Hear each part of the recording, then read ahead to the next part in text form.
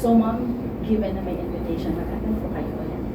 Sa quad ko, hindi na siguro.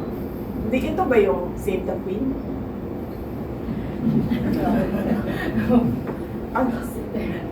Ba-attend po kayo ma'am? Kung yung Save the Queen lang ha, komentan ko na lang yan siya, ma'am.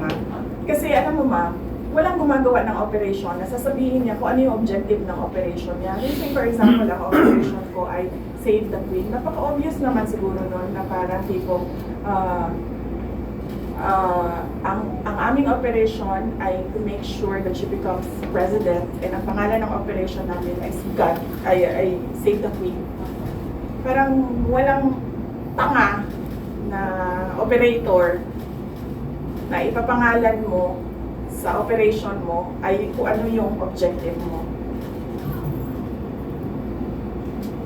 So hindi ko po kayo attend. So, pag-iisipan ko ma'am, pag gusto ko makipag-away, siguro attend ako ma'am. Pero sa ngayon kasi sabi ko kay JC, parang sa January na lang makipag-away kasi nga sobrang busy talaga yung Thanksgiving ng 89th anniversary.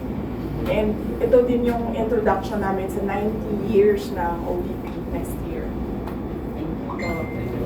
Any more question? Last question. Follow up, may replacement na ba kay Attorney Powa after his resignation as your official spokesperson?